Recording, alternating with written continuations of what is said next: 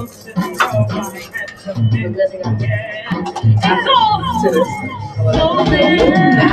that bottle down.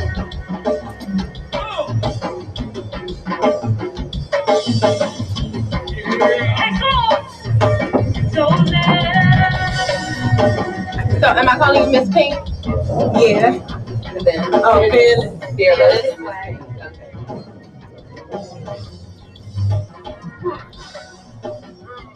I say cuss words. I say hey, curse. Okay. I couldn't have a show where I couldn't. And sometimes I say disgusting stuff. This is unfiltered talk. You do. Okay. It's a pussy. Because I'm grown. Happy Sunday. Welcome to the DMV's Vibe Podcast. I am Miss Pink. And I'm Fearless Swagger. Welcome back, y'all. It's been a long week. To recap the weekend, I've already did a lot, and I only been home for 2 days. Yeah, last night it was live on Red Zone Bliss. Shout out to the one. Shout out to the one band. They will be in the building with us next Sunday. Pray for us. Please. Pray for us. Keep us lifted. But today is Halloween, and we have our ladies takeover show with none other than Coach Mia and Coach Britt from Coaches Don't Play. Welcome, ladies. Hey. Well, thanks for having us. Yes, so I want y'all to, we're going to jump right into the show and have you talk a little bit about what your show covers. I know y'all added a new segment to start season 2 of y'all podcast. I got to catch a couple of episodes, especially y'all. The end of season 1, the recap show. Yeah. That was funny. That's my favorite. The recaps alone had me dying. But I'll let y'all talk a little bit about yourselves and about your podcast. Okay. Coaches Don't Play started off as a way to kind of talk to the millennials and have conversations that people usually don't have. A lot of people have conversations on the surface, so it was a way for us to dig deep. So me and Coach Britt came together to come up with that idea of what it needed to look like for these millennials to create that space. You know, what kind of things are we talking about? Being able to be completely candid with each other and things like that. And it just kind of grew from there. We talk about all types of things. We're not scared of any subject. So a lot of what Coaches Don't Play has kind of turned out to be is me and Coach Mia's private conversations that we're letting you all have a peek into. So that's, I think, what it's kind of evolved to. Okay. How long have y'all known each other? Because I heard y'all talk a little bit about it on one of the lives. And so just to give y'all a backstory, we did a show about how hard it is for generally women to meet other women and, be cordial and form a bond and friendship. Especially now that, like, when you're in your 30s, meeting new people, it's like, It's hard to do. It is hard to do, especially like genuine people at this age. I'm gonna embarrass you real quick. Oh my God, you about to blow me. I'm about to tell y'all exactly because it was hard almost to meet her and be her friend as well. Can you not be I'm gonna go ahead and do it. So Okay. 9th grade, right? I was in earth science class, minding my business, right? Ready for my day to start. And I don't know if you guys had a chance to take a peek at her posterior, but she knocked my papers off the desk and I didn't even know her. First the fucking I like her. The ass has a mind of its own. Thank you, Okay.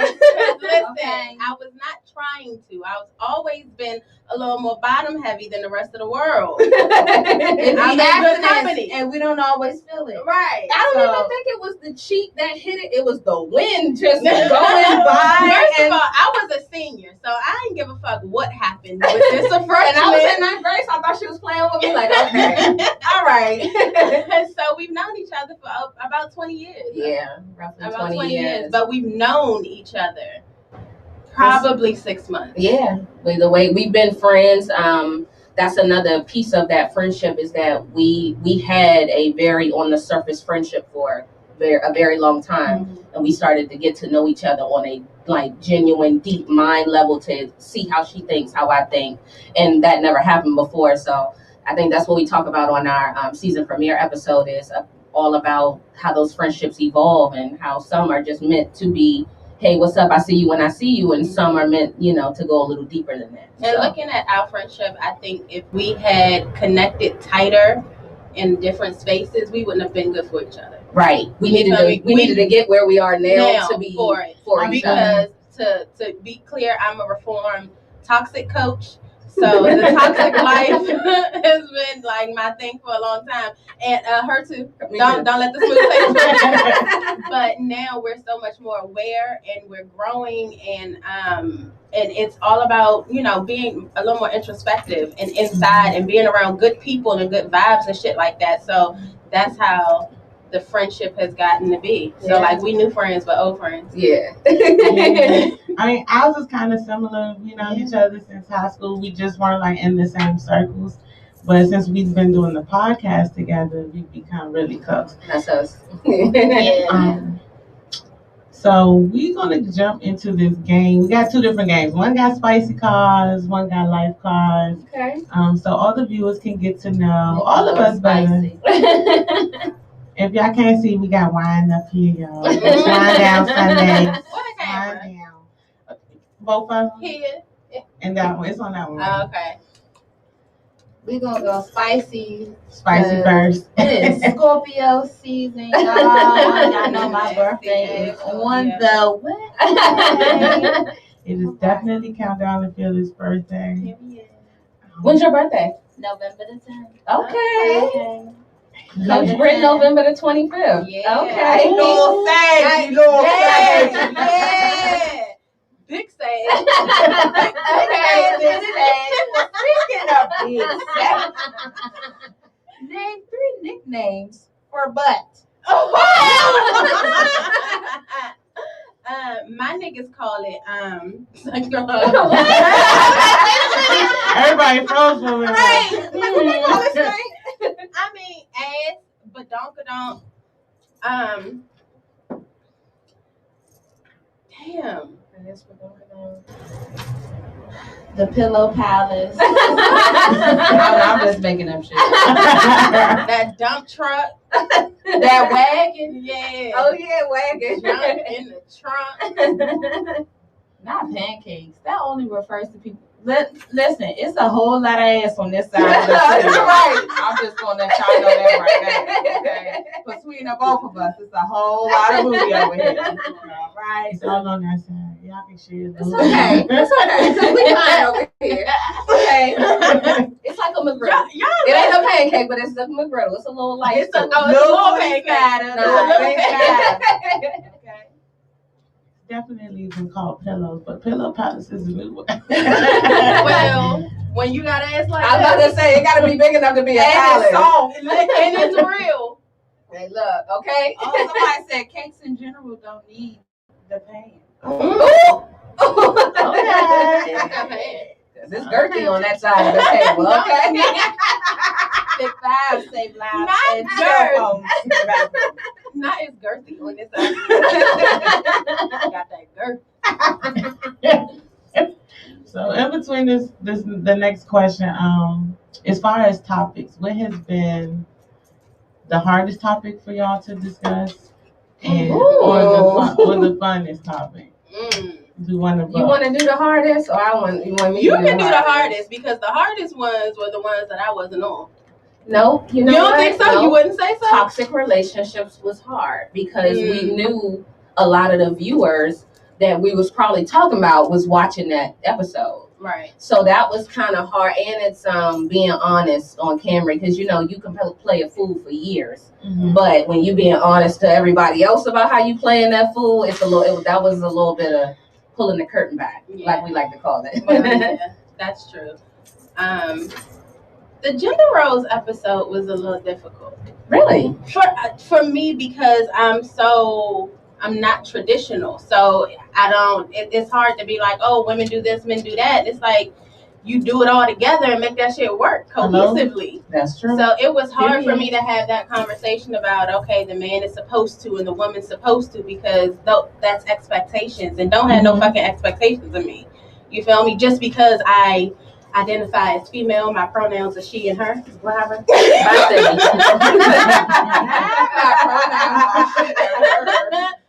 I mean, you gotta let that shit be known. everything. Nowadays, they even talk about it at work. It's a whole bottom First of of all, email. that shit is not in the bottom of my damn email. No, what the fuck is It's that? not in mine either. It's in the bottom of a lot of people's emails. And it's not on my damn Zoom. That's not what it says. It's a thing now. It is, and I'm like, why is it? I mean, I can see if it's a person where you don't know how they want to be addressed, but 90% of the world is just he, she, or him. That's what I'm gonna respect it if that's what you want to be called. Like, I'm not wondering, like, no, I'm not calling this person that. I mean, Yeah, like if what you want to be. That's your thing. But I just think because it's now it's being more widely accepted. Because even where I work at now, like when we all came in for training, like they told us to put our pronouns, and in my head I'm like, nah, I got boobs. Yeah, right. And I got lipstick on that shit. But I do work with people that are actually transitioned to opposite sexes, so they do want to be called her, and want to be her, and she. Looks like Peter Pan. Wants to be called a boy. So.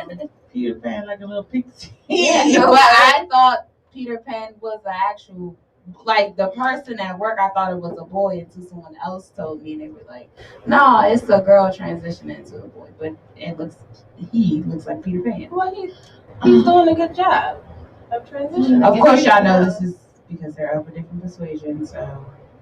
There's no melanin in that skin. Okay. Right. So while we're on this topic, so did y'all watch Dave Chappelle's last special? Yeah. Absolutely. A couple times. I haven't watched it yet. Really? It's a must watch. It Definitely is. a must It definitely is. I agree with what he said. I mean, I didn't find nothing wrong with any of them. I feel like they jokes, and for me, it's like I get some people may be offended, but why would you even watch Dave Chappelle if you're going to be offended by anything? If you know what type of comedy he has, I think he did what he was supposed to do. He had before that was talking about. He always does. does. But I feel like if you don't like it or you don't, just don't watch him because he talks about everybody because it's not the same outrage when he talks about niggas. Like, I think he proved his point with this last special. He did. Like, yeah. He did. So. He absolutely did. I think that it's all wrong. Everything he says is wrong, which is the punchline. Yeah. And I think that's what everybody needs to accept, even the alphabet community, because fuck that shit. All right, don't get them kicked off. Oh, when you No, I mean, it's okay. on the tickety top. On the tickety Tickety top. You see a lot of LGBTQ community people talk about they're not offended at all. They're not offended by some of the jokes or whatever. It's a really it's a fake ass outrage. But a lot of them are not bothered at all. Because it was a big difference from what Dave Chappelle said and what the baby said. So it's like, if you're gonna be offended with somebody, be offended with what the baby said. I actually agree. I agree that what the baby said was trash. Like, because you're making it seem like every gay person has AIDS. Yeah. That's trifling. Dave Chappelle talking about like niggas putting on dresses and shit. That's funny. This That's is shit comedy. that everyday person talks about. Impossible pussy and beyond pussy. That shit took me That was the out. funniest goddamn thing. That shit, he's like, I gotta make sure I watch kind of it. tastes like pussy, but not quite. That shit was hilarious. Okay, we're gonna shoot for another question. Okay, we're gonna go with a good conversation one. That was good. Okay. I guess. Who raised the bar for you and how? That's a deep question. Go ahead, say me say. So my answer is me, Stink. Very, because taxes done went up. Right. I raised the bar for myself. Today's price is not tomorrow's It's price. not. It's not. But nah, me, definitely me. Wanting more, requiring more, desiring more. I raised the bar. Life experiences will definitely have you reevaluate. Absolutely. If you're a person who can take accountability for your actions, then that's when I feel like you had the most growth. And you definitely reflect. I got to a point where, like, man, something must be wrong with me because my lineup was trash.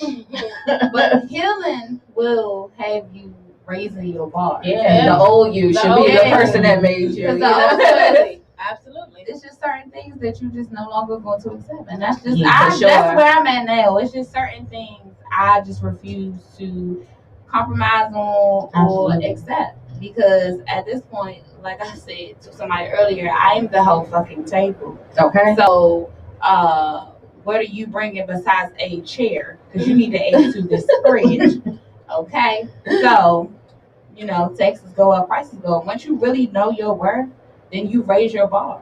Absolutely. For you, definitely, it's definitely 2020. It made me look at it like, yeah, it's time to go up. Like, it's time to keep on going. Now you done been here. Now let's keep going. So when I started the year off, I already knew that everything I went through before, I knew didn't want to be there anymore. And that's a monumental change for me, because I gave myself every reason in the book why I still needed to be in that low space for years. And then I said, forget it. Like, I'm going to go through that pain of separation from everything that's not good for me. And I'm going to move forward, and I ain't never look back. Come on, stay. My problem, like one of my issues I realized within the last 2 years is that trauma bonding was super real. That trauma bond. Yeah. And it'll have you feeling like the relationship or everything that y'all bonding about is real. So you realize that person, they still in their pain. Right. Once you hit, because I just went through that. Once you realize like you're not there anymore and your mindset changes, but they're still in that mindset, it's just like, nah, like we can't be friends. I stopped thinking about them. The nigga. You feel me? Like, I stopped thinking about my relationship with the nigga, and I started worrying about my relationship with myself. Because, yeah, I changed, and yeah, it's a trauma bond, and yeah, we connected on some bullshit, but why did I tie myself to that? Like, fuck that connection. Why did I tie myself to that? But you can also trauma bond with friends, though. Like, Hell yeah. And that's where I've been at, because I ain't really been worried about no niggas, so. But trauma bonding with friends is something that I noticed that I was in a friendship like that, and I just was like, this ain't it, boo, because I'm not there. Like, I don't feel this way anymore. Misery, definitely love company. And when you get out that mindset, you realize that some people around you really are miserable, like really miserable, and then it makes you sit back and be like, dang, I was really thinking like that, or I really had that perspective, or was I this type of person? Like, because it happens so gradually. Yeah, my situation had me checking myself with my other friends, like, well, did I do this and that to you? Was I sounding like that? And they ain't telling me no, but I'm like, dang, because I'm looking at people like, oh, wait a minute now. But it's other components to that. It's not just because the other people are miserable. It's also because y'all just grow apart. Everything ain't a negative let go. You know what I'm saying? If you grow apart from somebody, y'all just going separate ways. Why force each other to keep trying to be? Or sometimes I was the toxic person, and let me remove myself from you because you won't let yourself be a better girl, hang around better people, anything like that. So even certain people, because I was toxic to some people. So I needed to let that friendship go. And some people were toxic to me, and some people were not toxic at all. They just can't sit where I'm sitting right now. People ain't gonna admit that they were the toxic in the room. No, they not. I know I was a toxic in the room. I know I was a toxic friend. Like, all I did was drink liquor and be ready to fight the world. So I know I was a toxic friend. There's a lot of people I didn't cause a lot of drama. I apologize to certain people. Some of y'all, fuck y'all. You got what you got. Next question. We do another question. Yeah, Coach. First of all, shout out to Too Good from the one band that's on my live right now. Don't be talking about what's up, Holmes. Don't do that. You don't know my life, Holmes. Oh, this is a good one. So, how do you stay positive during tough times? She smiled like she's about to give a toxic answer. No, I'm in general a positive person. So I look at the good in every situation. You know what I'm saying? So it's like, if this happened, it was the reason why it happened. So it's like I really trust the universe so much that I don't think that nothing bad is just it's just coming after me. It's going to follow me. Whatever it is, it was for a reason. And I'm cool with that. Like, I'm accepting of everything that don't come my way the way I hope it does. So how long did it take to get into that space, though? So I wasn't in that space for a very long time, but I started my spiritual journey in 2017, early 2018, and then I had to work through all of that. So from that start of, let's say 2018 to now, it has taken me to this year, it's taken me to be positive in every situation. Trust me, I understand. I think for me, it was 2016, I lost everything. When I say everything, house, car, job, everything.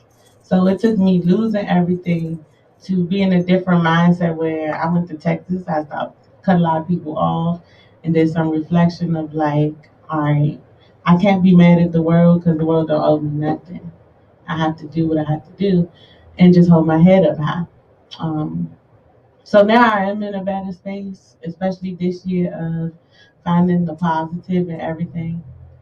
Even trying to respond positively when people do fucked up shit. Yeah, you give people, you give people too much power. My petty still be like. See, I think I'm inherently like a good person, right? And I can be me. My exterior can be a little abrasive sometimes. But that's because but that's because my core is like straight glue. Like it is super soft for my people. So to be positive and to be positive when things are hard is like my default setting, because I know how to just, life has set me up where I just handle shit. So I was in a space where I kind of was numb and just roll with the punches. You know, my mother died, got a barrier. My grandmother died, got a barrier. So I was used to rolling with the punches. So now, because I know how to compartmentalize and feel and deal when I need to feel and deal, it's easier now at 35 to not completely lose it mentally and emotionally and respond emotionally to the things that life throws at me, because I know what doing it wrong looks like for a very long time, right? Absolutely. So I had to learn that lesson in all those years to now get a more positive outlook and output. Being emotionally mature is really a real thing. And I used to be somebody who masked my emotions, kept stuff in, didn't like to deal with things. But now, when I feel something, I feel it, I deal with it, and then I move on. And a lot of people don't do that. They mask their emotions, they mask their feelings, and they find other ways that are unhealthy to cope. So, like, for me, I think the pandemic really showed me a lot. Like, my spiritual journey really changed back in 2019 when I experienced probably the longest weekend ever. Literally, my best friend at the time, her stepmother passed on that Friday, and my mother was in the hospital on life support that Sunday. So that was like, that whole weekend just felt like it just ran together. And like, that was, starting there was, I feel like, really was when my spirituality really took a different turn and it really leveled up. And then even going into 2020 and this pandemic, it just showed me a lot. And so my spirituality is very, very different now, even with through the pandemic. But I tell people, going to therapy is what allows me to try to stay as positive as I can, because it taught me to feel what you feel. Like, we're human. So it's okay to feel sad. It's okay to be angry. It's okay to feel these things. Just don't stay there, but feel it, get through it, and then move on. And so that's why I tell people all the time, being emotionally mature is a real thing. It's a real thing. And you have a lot of people who are emotionally immature because they don't know how to control their emotions. So they're not taught. As children, you're taught to not cry, not say open your mouth. Especially with men, like, they're taught to be tough all the time. No, as an educator, I tell my students, cry. You have to cry. Okay, cry, let it out. You need a hug? Come, I will give you a hug. If that's what you need attention, I got you. Like, let it out. Don't hold on to that. We have to get away from that thought process. Breaking those cycles. Right. And y'all know also the gym is my outlet. I know the gym is where I be at, so that helps me too, because I be ready to smack shit out these children. I can't. I love my babies, but y'all get on my nerves. So, you know, the gym is definitely another way that it keeps me positive. Because after I've worked out, I don't care about what happened at work or what happened earlier. Like, I'm good to go now. Yeah, I learned to not hold grudges. Like, it took me a while to get in that space. I used to let something that pissed me off at 9 o'clock in the morning, I'd still be mad at it at 9 p.m. And I'd be mad at everybody, like, don't fucking talk to me, don't look at me too hard, no nothing. But I got into a space now where it's one moment and one day, keep it moving. I hate feeling bad.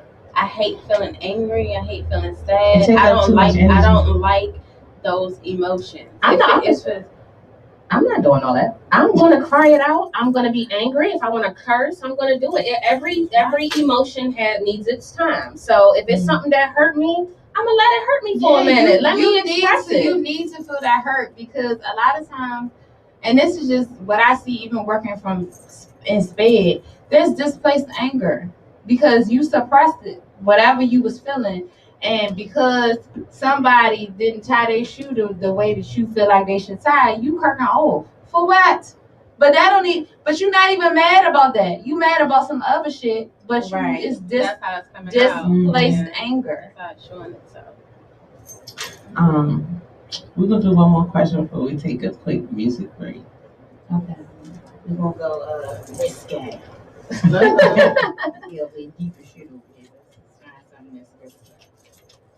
No, we can split the cards up so everybody can have some cards. Okay. Thank you. Do you want some cards? Sure. Why not? Okay, but we're gonna do this question right here. Oh, you must have really liked this question. Name 3 lies a one night stand will tell.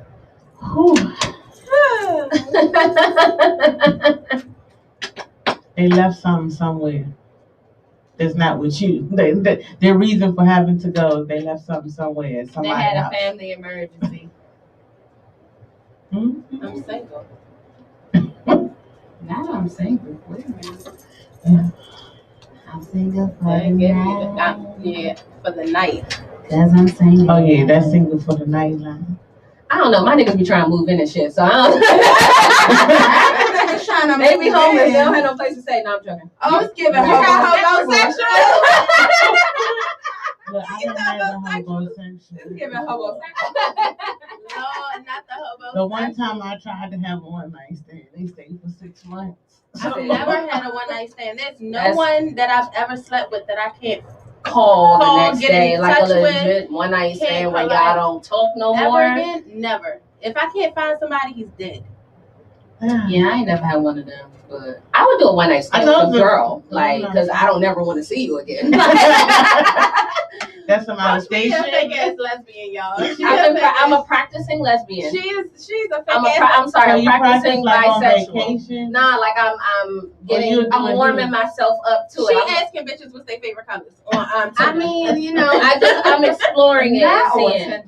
On Tinder. Yeah, I be looking for bitches on Tinder. Asking for bitches on Tinder.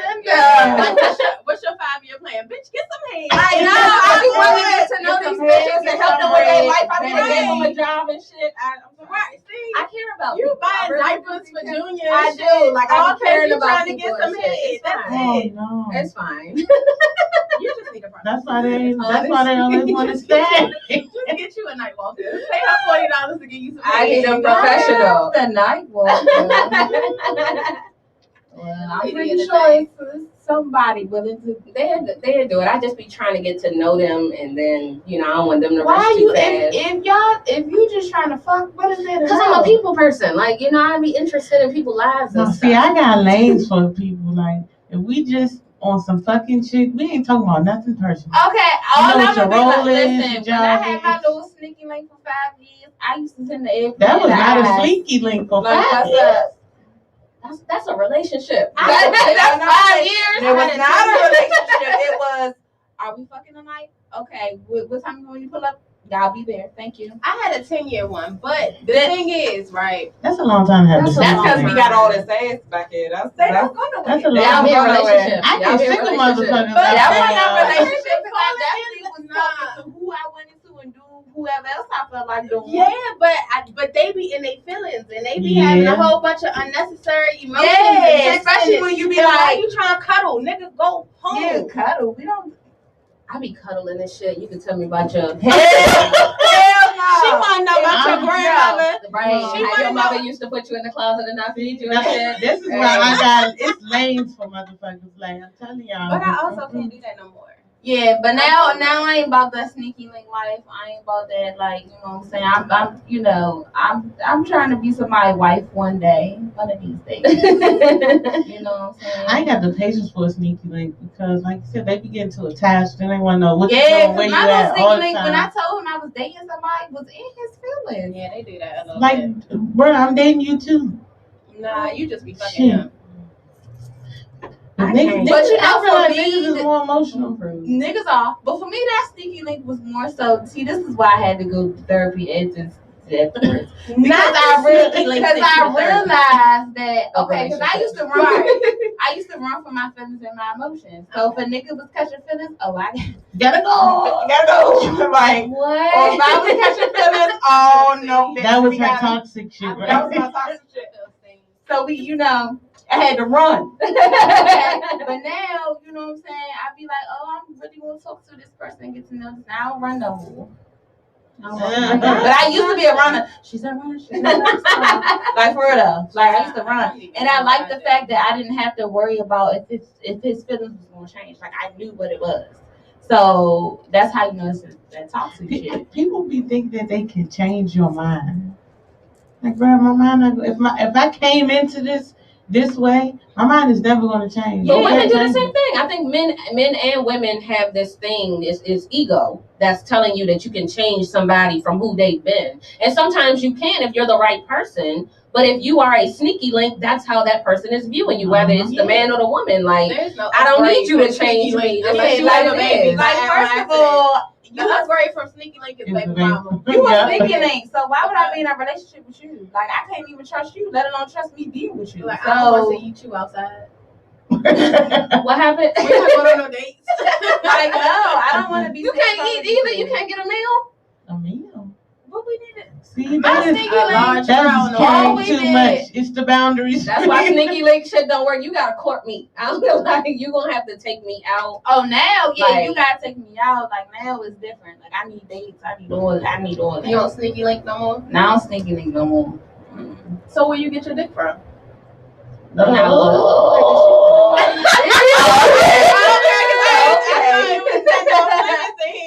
I can. Sorry, auntie. But I can count on one hand how many times I had sex this year. So that tells you. I mean, I just threw it over the two hands, so I feel you though. So I really be cooling. It's only one person. Now, what you putting the ear trying to be nosy with my? I said, where she getting It's only one person that has touched this body in the last year and a half, and that's gone. So. Oh, I thought you was about to drop a nail. And that's for Kevin.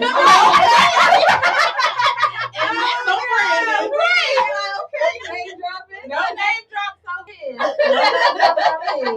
I told myself that the next man that I have sex with is gonna be my boyfriend. So you just gonna hold on to this dick no matter what? No, I'm just won't be getting no dick until I get a boyfriend. That's fine. God bless you. And that's okay. And that's okay. That's okay. I'm gonna stand in solidarity with Phil and Swaggy. I'm gonna try to do the same. I went 3 months and I was fine until I wasn't. I was fine until I wasn't. Because okay, Once so it's a couple of fellas on my live. I'm gonna tell y'all, females be wanting it just as bad as y'all do. Okay, like just don't lie about what the fuck you bitches be want. acting like, oh no, because I would say if that's all I want from you, I'll be like, you know what, I think you're attractive, but I just want the D. Like I don't want nothing else. That was the old me, but I'm a little bit better now. But Coach Mia can't look at her. She can't relate. But females do just be I went 15 years. With what? Before I was was having sex because fuck you thought. I'm about to say 15 years old. Then I was having sex in high school. That bitch found her vagina and they stopped playing with it. They stopped playing with it sex because fuck you thought. Okay, John. Yes, I am. Oh, Lord. Oh, This Jesus. is my third bottle. No, I just recently broke a 9-month hiatus. So just so y'all know, we ain't out I love that extra 30 days on that stink. It was 8 months. I know 9 sounded better. It was it was 8. It was 8. Hold on. It was 8 for sure. I know mine was a 3. That was. It was 8. It was 8. Okay. I was trying to What go happened? extra. Thank you. And I'm on an average every 2 months. I'm married, And- so look, I'm blaming on the drinks and Red Zone Blitz. Ooh, not the drinks at Red Zone Blitz. Well, listen, since we be going to Red Zone Blitz, I'm 0 for 0, so I'm doing good. Do I get to pull my card? Yeah. Oh, you got a call. I got one. Name 3 fetishes. Feet, ass. It don't gotta be ones we like, right? Because I don't even like feet. I don't like feet either. Coco. It would be some experienced, advanced ass shit that don't nobody even know about. Go ahead and expose yourself, Brittany. Now you gotta explain With it. this cuckold. What is a cuckold? Go ahead and expose yourself, Stink. Go ahead. I've seen the word. Okay, Don't know what Coach it is. Okay, Coach Britt with sex talk on a Sunday. Sex talk with Coach Britt. Cuckold is when you fuck a nigga in front of your nigga and he just watch. That's what cuckold is? And he gets off on it. Yeah. Somebody asked me that I want that type of Dear situation. future and I husband, was for just disclaimer, I don't like that shit. I don't like to share. either. Your dick is my dick, and I mean that. Yeah, I ain't in the sharing. I got siblings, but we all spaced out. I ain't never had shit. Hey, but you know who be doing that shit? Your motherfucking HR person at work. Your Hold on, motherfucking Stink, because I'm HR. Wait a minute. your Your HR motherfucking person does not. your do that. motherfucking accounts payable manager at work. Them little straight Nerdy. laced looking white ladies and white guys. They be Oh, in HR with is a black. basement full of people just fucking each other. Oh yeah, I've seen a lot of people go to. We used to live next door. Well, my friend used to live next door to these people who had swinger parties. Not BDSM. And I really just wanted to go in. Hey. I just wanted to go in with a camera. I ain't really interested into that swinger life, but I'm intrigued to just see what. I just want to talk to them. I have so many questions. But people get off on that stuff. I don't like the shit. All I think you think about is diseases and stuff. I can watch it. I think everybody has a bit of voyeuristic feelings towards it because if you watch porno, you like to watch people have sex. So I'm okay with watching.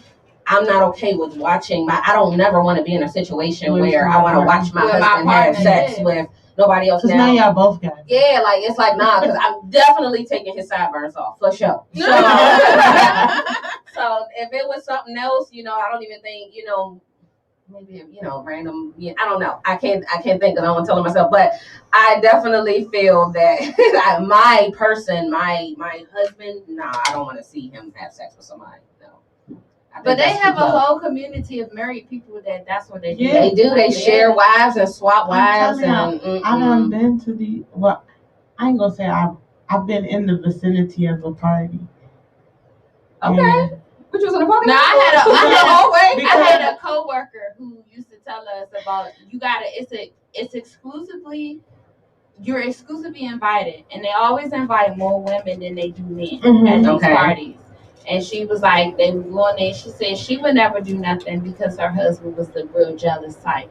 So what the fuck was y'all there for? But that ain't nothing. That ain't a place to go. But she said I was like, and they was really like in this area. They really be in PG County, and they be black folks. It's Listen, swingers. It's definitely it's swingers black clubs folks. out here. Yes, and I know some people who be hosting them parties. I've been to one. First of all, these And- motherfuckers was swingers in high school when there would be 2 bitches skipping school with 12 niggas. Somebody And they was used to fucking get all head of in the them. bleachers and park them for These $10. swingers, these swingers, like y'all was swinging with these. I ain't never understand them kind of bitches who was fucking 2 and 3 niggas at the same time. Bitch, you are 17. Choo choo. Right. They like a all couple the of those things. at High Point. There was a couple of these It was at High a couple Point. of them chicks at High Point that was In every ran school. through like At a every neighborhood. A neighborhood of A niggas. neighborhood of niggas. Every school, Like, bitches, like, every 8 of them niggas neighborhood, that it was together. some bitches that was ran through by all the niggas.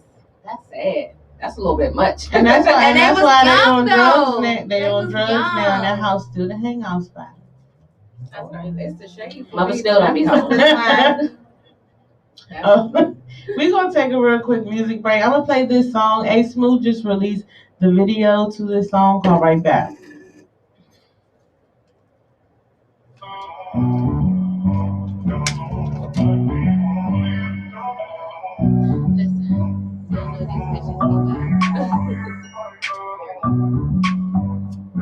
My nigga not period.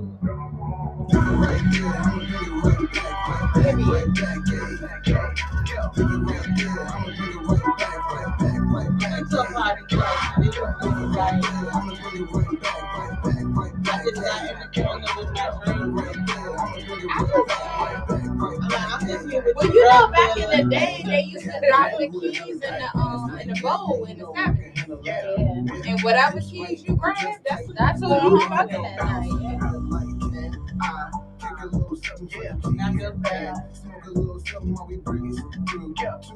I'm not sure of that. That's no big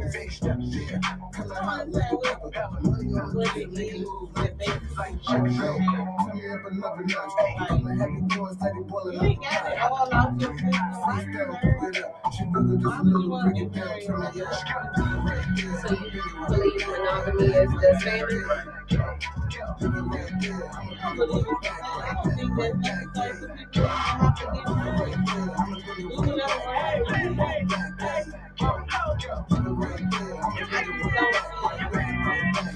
Nigga like me, somebody back, never break the pole. Somebody is gonna be in the touch my clothes.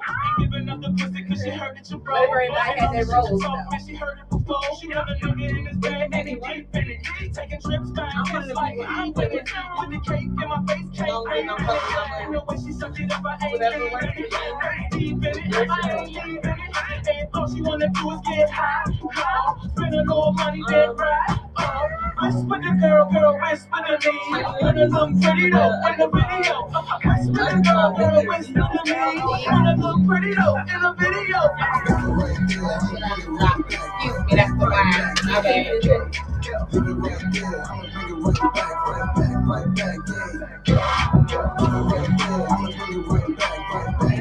Sitting up on the stool.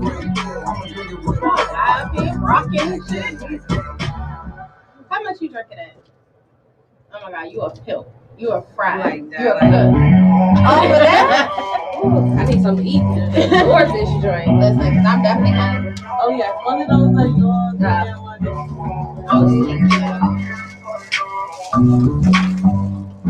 Hey. The song playing again.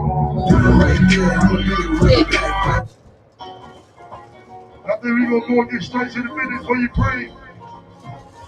Let us your name is a man. Okay, so when the one bag in my song last night. I know it's Scorpio. What's up, Racy? Yep. Also, what's up, Super Wristband, man, the t-shirt style. The t-shirt lady that checked in. Smiling girl. You know this time right here is smiling. So these questions have like serious topics. Yeah, they be really. I never Why you been all laughing the so way good? I know phony people my song. Not Hey, really. Trina. Sorry. What's up to you and Star, man? Star, you know this jam, Star? I think they all familiar with this one right here, Racy. About Y'all make sure y'all stop. That's what it is. Oh, you got a new CD? We're doing Oh, pop-up. she need a new CD, We're man. going to have everybody Y'all make come to sure the y'all house. go We'll be back like and a go see mini the dude pop-up with and the see different jeans, lights. We will have everybody come and bring toys and do some fun shit, do some games and shit for the podcast. Come and, do whatever, we ain't thought of that far into it yet, but we gonna place this week. It's December 12th. Check this thing. I think we're North Southern resident 44 this time. Is that what you share? And Kia. And got about she's I know it's just an angel to check it out. I'm about to join the front line of the band. Come on. 100 to check in. Trying to put his We're thing. supposed to do an event every Saturday and Sunday. And they. We're doing a pop-up. They are pop-ups, right? What's under that dynamite singing? They. On Stanford Road? Move for homo, Hey, homo. What's up? Hey, BC. What's up? I'm not on nothing right now. I mean, where you were. I was on one there for a second, and then I was on mine. Hey, Star. What's up? What's up, T-Sherman? What's up? Hey, Black Man. Hey. What you know, I'm Damo? definitely. What Damo? Shorty make me feel like the best. Fuck all my exes. Make me feel like the last one of both of. I be singing with my mask on in the club because y'all know I wear my mask. You better do better than me. It'd be too hot in here. Shorty make me feel like the best. I need to just not wear it and then lie and feel the damn host ring.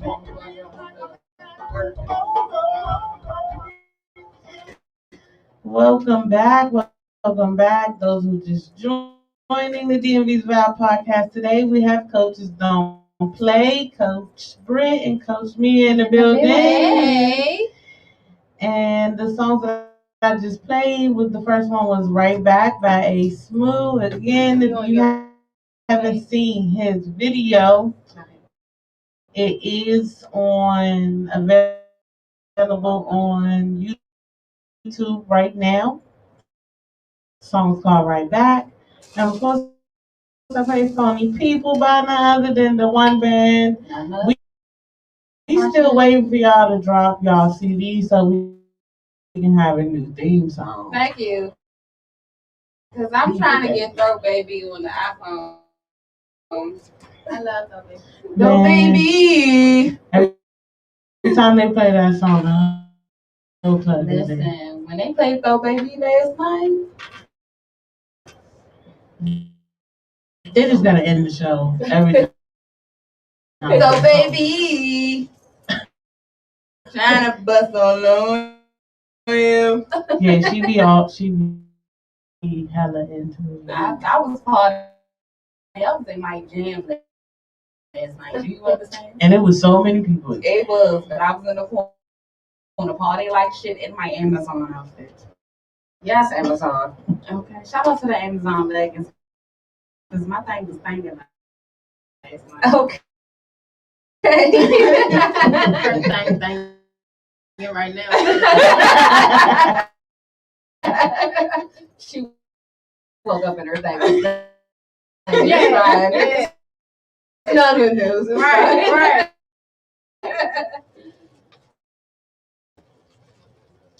So, while we were take that mini break, we were talking a little bit about trying to do community events, and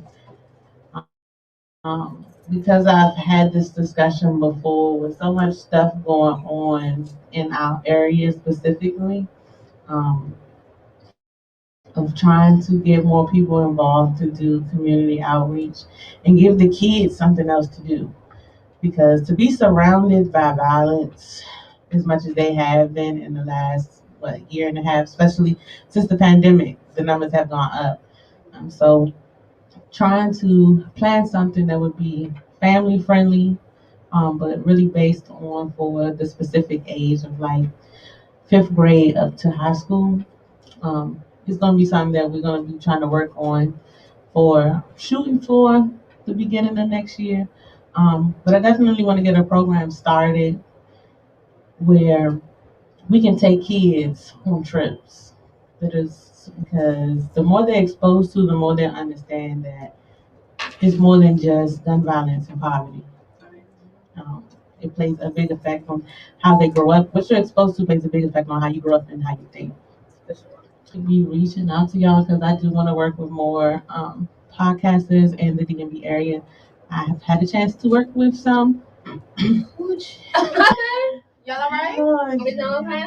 Yeah, we gonna stay in the positive space. Right. They was just our negative speed bump on full. We booming, and that person is still in the same spot that they were. Ooh. She gonna say what she want to say. It's fearless. For a reason. For a reason. What do we have to look forward to, y'all, from season 2? Just a little preview. You ain't gotta give us all the tea. Just a little preview. Why are you looking at me? Every time you look at me like that, you expect me to fucking speak. Yeah. Go ahead. God damn, dog.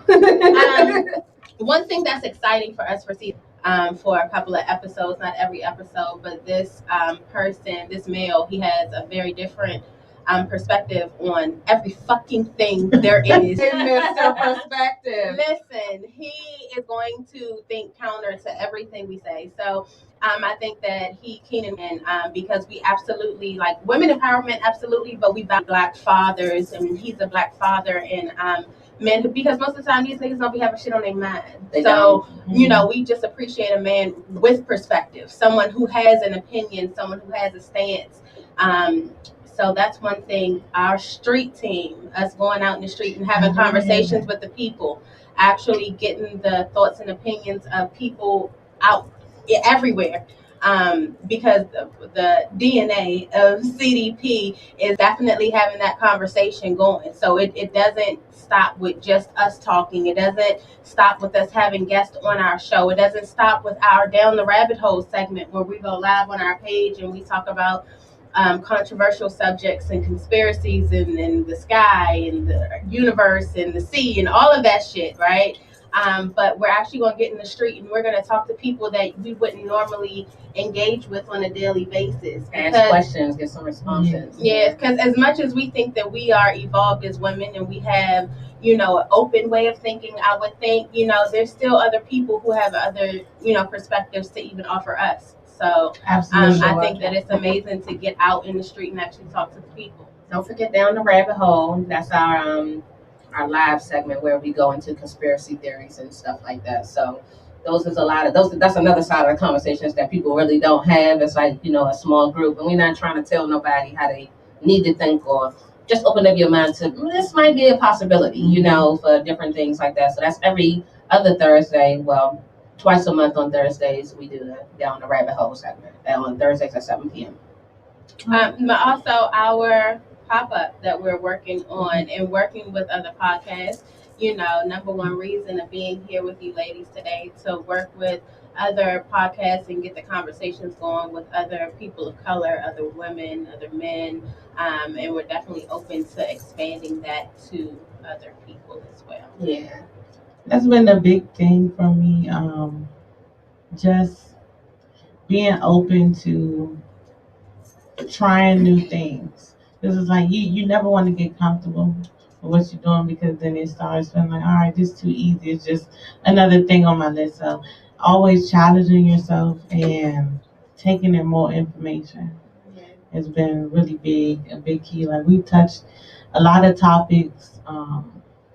I think probably the best segment we had was probably sexual assault awareness. Yeah, sexual assault. That was a heavy It was episode. definitely a heavy show. Honestly, I just want to say shout out to Dama Tigger, as y'all know him. That was, I think, one of the episodes that he really watched, and that episode for me personally, like a lot of my friends and my family didn't even know you know what I'm saying, that I had my own story to tell. And I think that brought awareness to a lot of people that really didn't know that I had a story to tell. But I definitely say shout out to Demo because I feel like that's what started him wanting to come on the show. And Yeah, I had talked about it before on social media. Once I had gotten to a space where I was healed enough to even talk about it, but talking about it on this platform was a lot different. It's like, okay, just let me get through the story without having no tears. But I understood the importance of talking about it because there's so many people who, not just with sexual assault, this month was Domestic Violence Awareness Month, Breast Cancer Awareness Month. So the more that we talk about people who've either experienced it or have had to deal with it, it gives that space where people start to feel a little bit comfortable talking about it. And I know a lot of us were raised in generations where whatever happens in here, don't leave out the doors. right, We telling it now. but I just feel like our generation is a little bit different, especially. I would definitely say those that are in their late 20s, 30s now, going on up, like, we're different. Like, I've had conversations where my friends are like, oh, yeah, I went to therapy, girl. Let me tell you what my therapist told me today. You know what I'm saying? Yeah. But, like, looking at, like, our parents and grandparents, like, ooh, They went to church. So. They're gonna pray over you. They gonna pray about Lay hands on it. you. Jesus in my therapist. Okay, you got both of them. Because mental health is important not just for women but for men, especially black men. Especially black men. Our black men. It's okay to go to therapy, y'all. We tell y'all this every Sunday. They really need healing. And shout out to the black males that have been on our show that have definitely talked about therapy and how they have gone to therapy. Almost every black man we had on this. It's definitely That's when we had Creative Minds in here. They talked about going to therapy. Damo talked about therapy. So definitely go to therapy, black man. It's okay. I think we're in the space in this generation, this age, where we know we can heal now. So therapy isn't taboo to speak about anymore. Like our parents, they didn't know that they could heal. They were still in that what happens in the house stays in the house. They're gonna suffer in silence and just going through day to day with that trauma. Exactly. Or the 80s crack era. You know, they definitely they use drugs to kind of, you know, ease that pain from whatever is going on, that mental health. So this era, we definitely know that healing is an option. Yeah. It's spoken about more publicly and it's accepted now, and therapy is okay. Before it wasn't a problem, no. It was like, this is life. This is what adulthood is. Like I think we were really taught that adulthood was bad. Like it was miserable. It's all about bills and everything else. Living from paycheck to paycheck, and this is what you're doing. Yeah, it's no way out. No, like I'm not on this earth to live paycheck to paycheck. Like normalize especially in the black community. Like it's okay to have nice things. It's okay to live in luxury. It's okay for you to go get facials and to get vajacials, which I'm a big fan of. And all, like, it's okay. Let's discuss. Can we discuss this vajacial? Because is this when they blow the steam on it? Like a exfoliant and the whole. So, well, you get waxed first, so you get, you know, all that taken off. Okay, no, let's stop there because see, I'm scared with all this. I'm not trying to put all this ass and mingling face. Okay, so I go my wax woman or my esthetician. She's black. Really? Okay. She a holder? Yeah. So I get my nails done by a black girl. I get my hair done by a black woman. My wax. Black on, right? Yeah, everything is black on. So with the vajacial, I really like getting the vajacials. I always get that coupled with my Brazilian wax. I'm a little late, but I'm going on Friday. So with her, so she waxes you first, but when she comes down to waxing the booty, some people do have you sit on all fours, but she doesn't have you sit like this. So you lay back and you put your knees up, and then she waxes you like that. But there are some wax ladies that really be having you turned over. Yeah, see, the thing is, like, when I think, and I'm sorry, TMI to anybody who's on live and everybody who's watching, right? Most of what needs to be waxed, you can access with me on my back. You feel me? Like if I'm on all fours, it ain't no hair. You Yeah, gotta worry she about only getting right so there. most like, of the time you're laying down, but your legs are in a butterfly position, and you know she waxes. For me, the more painful part is when she gets closer to the lip part. That's the part. That's the worst part. That's the worst part. It's the lips. But everything else is fine. So once she does that, then if you have any extractions, because ladies, that is skin. So you do have to take care of it. You do have to exfoliate and everything else because it's skin just like. I just did a sugar scrub on mine the other day. Yeah. So and then that's another thing. When you do get your waxes, you still have to exfoliate. So after you get the wax, so she'll do the waxing and then she'll steam it if I have any extractions because we do get blackheads, we do get white, like we get it's skin. So you get those type of things. So if she has anything that she needs to extract, she will. And then she'll do like a mask and different oils and stuff. And then boom. I need your ladies. Okay, I definitely me too. Because I want a vacation. I want a vajacial. I want a wax, then a vajacial. Yeah, so that's what you. So it's called. Hers is called the Melon Kitty. You don't come, baby. No, because that don't turn me on. Because I'd be like, bitch, hurry up and get this shit off. Look, and I'm all looking to see if she do happy endings or shit. Trying to wait till she finishes the story. lesbian experience. There are some women who have said like when they get the wax, they get excited because the wax is kind of warm. I think I'm gonna get wet. So feeling that warm sensation, they do get. You get wet? They do I think get I'm wet. I don't get because wet. I be thinking about everything under the sun but dick. So. Hey, dog, no, because I'm thinking about being in somebody's son's mouth and my pussy gonna fall off the bone. I be excited that they touching on me. Look, my OBGYN can't do a breast exam. I'm like, oh shit. Yeah, I don't get turned on. Plus, I went to high school with her, so it's like that's my homegirl. So like, you got Toya waxing you and shit. So we just be in there talking to keep my mind off. I was gonna say, so would you saying that because so I know somebody who I'm cool with, but then there's this thing like, do I really want them touching me? I don't care, girl. Wax this vagina. I don't care. Because I'm not looking at it like that. Like, we went to school together. We was close in high school. I don't care. Go. Now, that I don't care about. I think a lot of people always ask me, like, you going to be nervous? And it's more so a level of comfort with her because I know her. So it's like, girl, now you really know me because you see my vajayjay. So it's like. It's going to be whole strange. I wouldn't even want nobody to see hair on my pussy. Like, I think that's just a violation. I be throwing this thing up on the table like, let's do it. It don't matter who it is. I mean, she gonna see it anyway. I know. She sure is. But I don't like giving nobody no hairy pussy. But the more that you get your wax done, the thinner the hair becomes and it grows back. It takes longer for it to grow back. Like I waited 2 weeks too late to get mine done. So you normally go every 2 weeks? You were supposed to go every 4 to 6 weeks. Oh, okay. So I usually try to go every 6 weeks. So I'm probably closer to 8. But my birthday's coming, so I'm like, let me like just get somebody something. Okay. I just thought you said you weren't giving nobody nothing. See how you said that? My birthday and the wine that kicked in. So. But yeah, vajacials are amazing. I suggest that women definitely take care of your vagina the same way that you take care of your face and everything else because that is skin.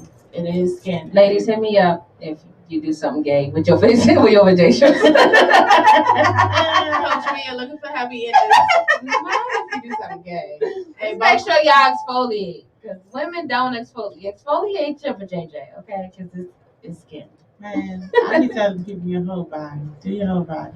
Well, yeah, I definitely exfoliate. It's a process. I have a getting ready chair, and when I tell you, I sit and I like moisturize every inch of me, and like creases and crevices and everything. I got products for different shit and shit. It's a process. Like no, for real. Like I gotta give my vagina to other people since I take so much care. Yeah, take care of your vagina, ladies. Like seriously. And wax for yourself. Don't wax for him. Do it for yourself. I like just walking out of there with a wax. Yeah. And then I already then got excited. So now I'm just like, it's like it's brand new. Okay. Walking and shit, sliding past each other. Walking past. I got that joint detailed. Yes. Somebody power washed your ass. Hey, I be ready. Don't let my dress blow up.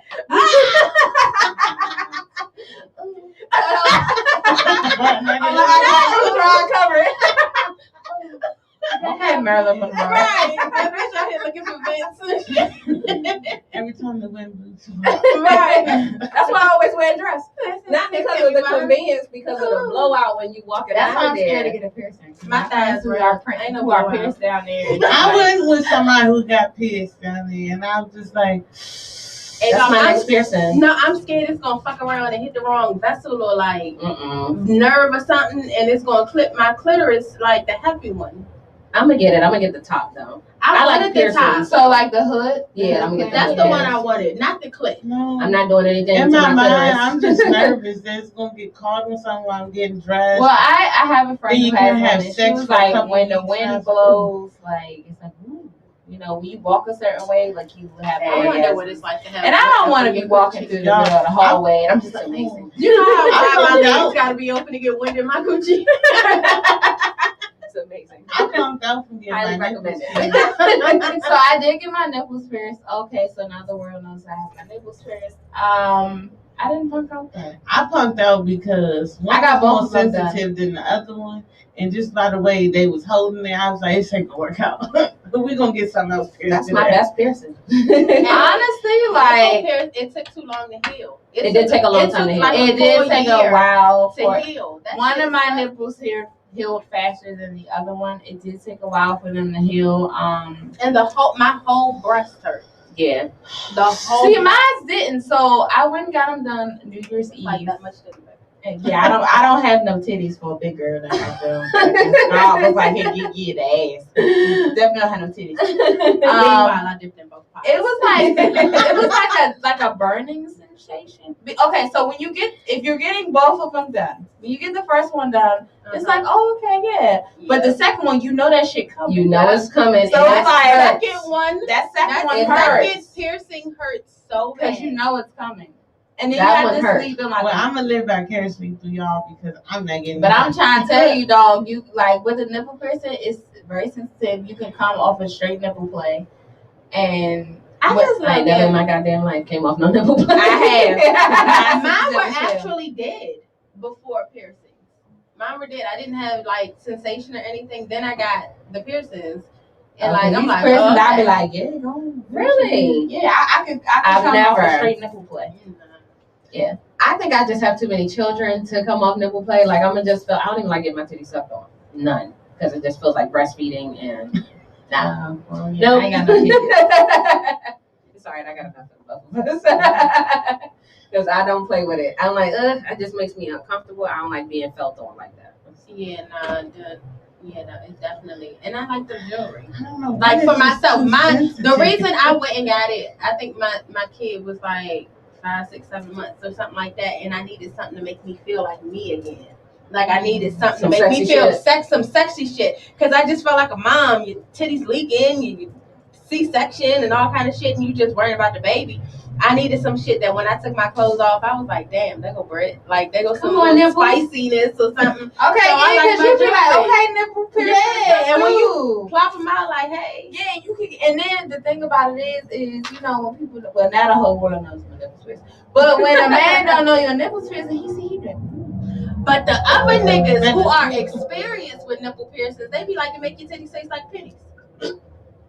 But That shit, that mean that bitch ain't washed her nipples. Yeah, she Cause ain't cleaning my that nipples joint. don't It taste like fucking never copper. tastes like no fucking pennies. Mm-mm. My nipples don't taste like copper. So that means that I think it depends on the type of ring you got, if you cleaning it, Yes. and all of that Changing shit. it. Bitches done had the same nipple ring for 7 years. okay, because I be changing. I was mad as shit because so I couldn't take out one of them, so I had to go back to a piercing place to get them taken out. And it was a lady, and she was like, a guy must have did your nipple piercing, because she was like, why they? Because the bar was so tight, I couldn't unscrew it. So she had to unscrew it. She was like, a guy did your piercing, didn't he? And I was like, yeah, because she was like, they always Tighten it up. They always screw the bars on so tight. What's to know for me if the wind blows too hard? I can have a bra and the wind blows too hard. I'm like, whoa. So, Nah, for real, like when I'm cold, like it's like this weird sensation that I get with the piercing. Like when I'm super, like I'm freezing. Nah. No. And then when I'm in the gym, when I have my sports bra on, like. How do you feel about the prints? Because this one is It's tacky. She thinks I don't it's want to see disgusting. no motherfucking nipple piercing, nipple prints, or none of So that shit. I love it. there's a page that I follow You on Gucci fucking Instagram. mama. It's called like Gucci fucking mama. boobies or some shit like that. So she thinks that's like sexy, but for me, like I had a glow in the dark nipple ring because I think that shit's sexy. Like, ooh, lead your way to the nipple and shit. But it was big, so it made me feel uncomfortable because when I'm in the gym, like my pre-workout that I take makes my nipples hard, and it does this to everybody because me and my trainer take the same pre-workout. His nipples be hard too. So, but it makes me feel uncomfortable because it's like everybody's seeing this big ass fucking ring with my sports bra. So see, you don't like it either. This bitch will be out here all full nipple exposed. That's because I have great breasts. I have great breasts for a woman who has had a couple of kids. My breasts sit up, so I like to be in, halters and different things like that, and just show I ain't got the the print. type of titties. I enjoy them. I enjoy how they look right now. So But I'm also a walking contradiction because I walk out with mine showing sometimes anyway. Because what happened? But So I still think it's tacky. I just be tacky. I think it's cute jewelry. It's a body ornament, just like any other. I think that if I got them, I definitely want you to see them. like everybody, Do you think it's maybe like anybody. Are you saying it's just a time and place for it? That's what you're No, saying? she doesn't like it at all. And she thinks it's tacky for a woman to come out like that. With your But fucking but that's like the argument of women. It's tacky to wear a bonnet outside. Like, it's okay. Well, I ain't wearing no bonnet outside unless I'm going to the mailbox, but that's just me. I won't wear a bonnet unless it's like an African bonnet. Because I really like cute African Well, I bonnets and have stuff. been in the gym with a bonnet on, but it was like early in the morning. So I don't like okay. women in bonnets outside, but I also don't like the argument of women with bonnets outside because it is a black woman specific argument, and I don't like nobody else having opinions about if black I'm women. catching a flight early in the morning, you get that. That's what I'm saying. Like, It's if I don't like it, but if you do it, it's like it is what it is. Yeah. But don't make it a fucking movement of black women can't wear Right. your bonnet. When white women will wear the hell out some damn flannel pajama pants in fucking Walmart. But you telling me my damn bonnet is offensive. Meanwhile, Becky got these fucking flannel pajamas that her ass been sleeping in for the last 4 days with no goddamn drawers on. Them ashy angles. Wear what you want to wear. No, I forgot white people could get ashy until I seen a bunch of them in the grocery store. It was off the late night too. They was ashy. They had them little slide-on mule slippers. They heels cracked up. Them heels be cracked up. Okay, well, Miss Pink, you ain't got but a drop of melanin, and bitch, if you can get ashy. And every time I still be looking at them people like, that's why I can't claim y'all all the way. It's the shit y'all be doing. Oh my God. I'm gonna ask this question to everybody. What is your passion project right now? Your passion project. I don't know. All right, so I'm writing a book. This is ready. Right now. I know, I was waiting for this question. So I'm writing a book, and it's basically going to be about moving forward, unpacking your shit. So it's called Moving Day, Learning to Unpack Your Shit. And it was actually what Coaches Don't Play was supposed to be, but since it's turned into this great thing, it's Moving Day, learning to unpack your shit. And it's just learning to like let things go and stop making the excuse that this is who I am or this is what I went through or anything like that. It's just learning how to move forward and move forward in a healthy way. We don't got to keep breathing life into dead shit. It's time to let it go and not using it as an excuse to move forward. So that's a passion project of mine right now. And Coaches Don't Play. You have to put that as a footnote. I mean, it's not a footnote. Coaches Don't Play is very important. It has been a passion for a very long time, and getting to see it in fruition is just, that's big for me right now because it's been sitting on the brain for years, and it's the first time it's really been coming out. I feel that. My turn? Yeah. Oh, okay. I talked about this a bit on the finale of season 1, where I said that, you know, my past and the way that I grew up, I wasn't allowed or I wasn't afforded the ability to dream, to be creative, to think of something beyond this moment. So all I've known is to be able to survive. So my dear Coach Mia has planted a seed, and Coaches Don't Play is my passion project when it comes to having one or whatever, because I think that my past experiences and everything brings something unique to the table when it comes to Coaches Don't Play. So Coaches Don't Play is a passion for mine because I'm able to do that thing that I've done privately forever in that coach's seat. But also in the seat of a player as well. So Coaches Don't Play is my passion project. So sentimental and Is it my turn? Yeah. Alright, so my passion project was something that I'm just like super passionate about is health. For those of you that have been following my social media or following my Instagram, y'all know my weight loss journey. That in 4 years I've lost 150 pounds. Yes. And so I'm very passionate about that, especially being a woman of color and being a what would be considered a BBW, because I want women to feel comfortable in their skin, and I want women BBWs to understand that you can be big but you can be fit at the same time.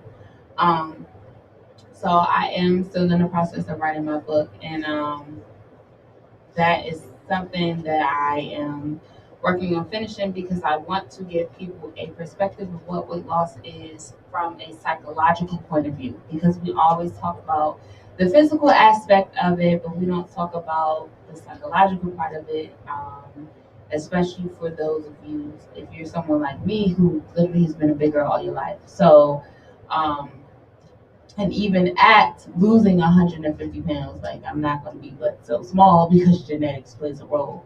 So my passion is for women to feel comfortable in their skin, but also be healthy as a plus size woman. I know how I feel about Lizzo. I'm not going to go into that right now. But I'm going to say this disclaimer again. She does not represent me as a member of the BBW community. She's talking about Lizzo ass. Gotta be. Yeah. Yes. But yeah, my biggest passion is for women to, especially BBW women, to feel comfortable in their skin, but to be healthy. Because when you look at, you got SBBWs and all this other stuff, and it's like, yeah, you love yourself, but you're not going to be here that much longer, sis, because you're not healthy. So it's nothing wrong with being a plus size woman. I just want you to be healthy so you can be here.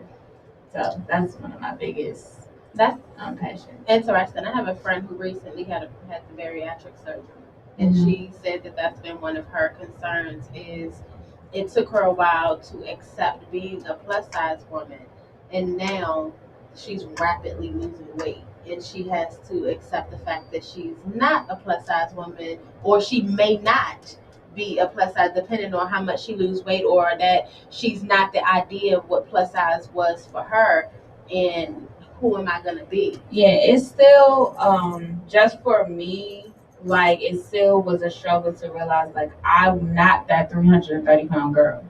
Like going shopping for me was like, girl, you don't wear a 2X no more. Like that's not your size. Like this is not.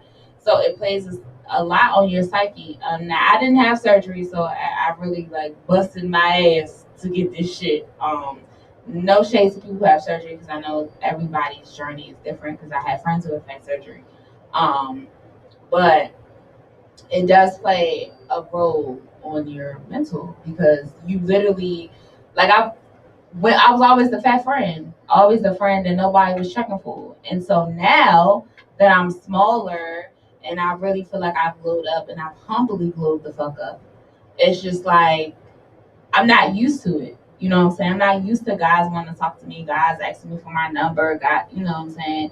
Like, I've always felt like, even as a big girl, like I felt like I was a fantasy, because that's what you hear. Like, you know, men be like, oh, big girls got no ass, and you know, Drake had y'all thinking that he really like BBWs. No, the fuck he don't. He was talking about surgery. BBL bitches. That's a size damn 14. That bitch had her stomach sucked out and put in her ass. Exactly. That's what he's talking about. He not talking about no real woman that's sitting on this side of the studio right now. That got real ass and we got real jiggles and shit like that. The shit out of Drake. But he wasn't talking about us. Change Drake's entire fucking life. He wasn't talking about us.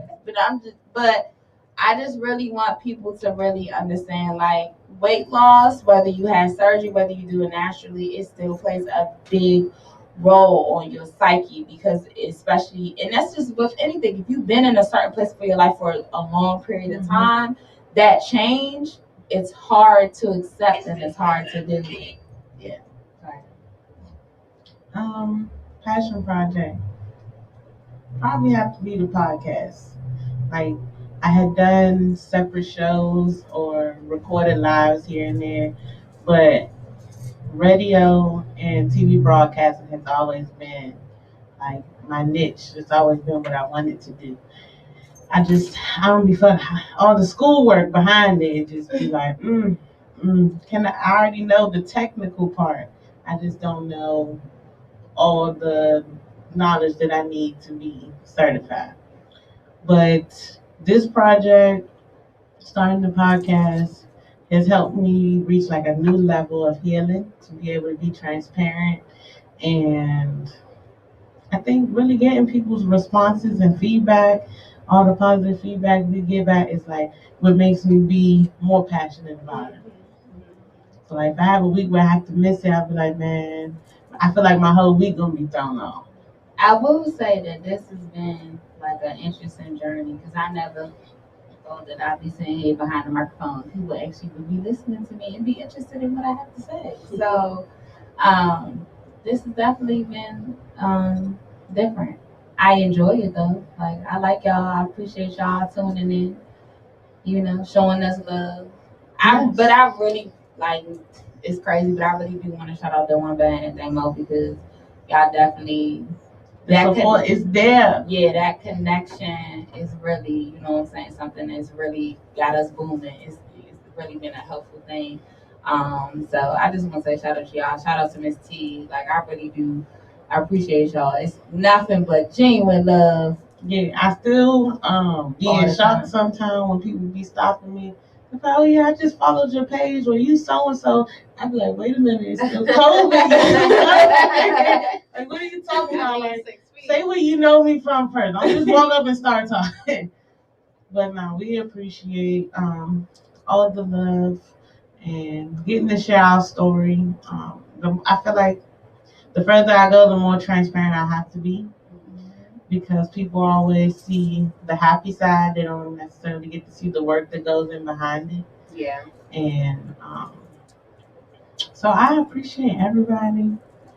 I think we just had a taste of that. Well, not just a taste of it, but I think we just recently discovered that, like, maybe about August, and we had just got started in July, and then seeing people like, oh, y'all, don't you got a podcast? That was new. Then it was getting a video out there and then worrying how many views it was going to be. And then it was like, all right, well, people watching it, we good, and then it was, it's always we're not going to have enough people. And then, your stuff grow. Shit just grows, words get spread so quickly. You see the analytics keep going up. And the numbers keep going up. Like, okay. It makes it feel like everything you put in is worth it. Yeah, it's definitely worth the hard work, for sure. Can I ask why you named it Coaches Don't Play? Because, so, Coaches Don't Play is actually something that my dad used to say. But then there was a meme that was out, and they said, well, why don't you do this? Well, why don't you see, play, why don't you take your own advice or something like that? And then it's, because coaches don't play. So it was like, that's a shitty way to look at it, that you don't take your own advice. You don't take your own advice because you're really not qualified to give advice, for one, because if you knew better, you would do better. It's a false sense of I can help everybody, but I just avoid helping myself. So you can't really call yourself a coach if you aren't your star pupil. You know what I mean? Like, you got to be the star player. And I think people get away from that. So it was like a game almost, or a joke to just say, oh yeah, nah, coaches don't play. I can't find a good man, but I can give all this good man advice because coaches don't play. No, you ain't qualified to get that shit. You need to stop playing. Apparently, they need to put you in the game.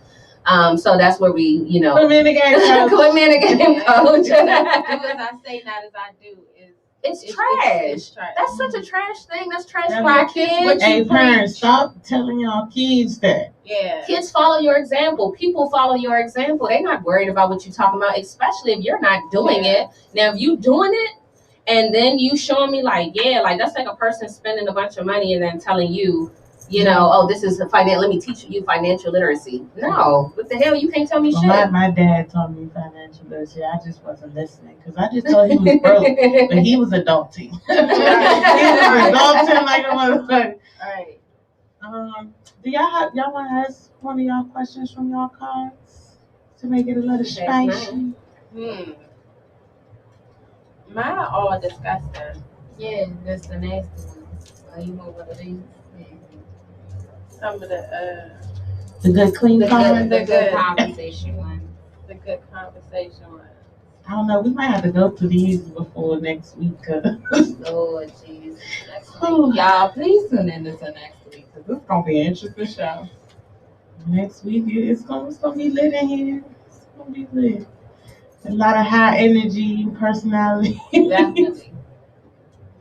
Who I'm going to have to smoke before next week's show, though. Oh, my goodness. Are y'all 420 friendly? Edible wise, I am. Yeah, more edibles than.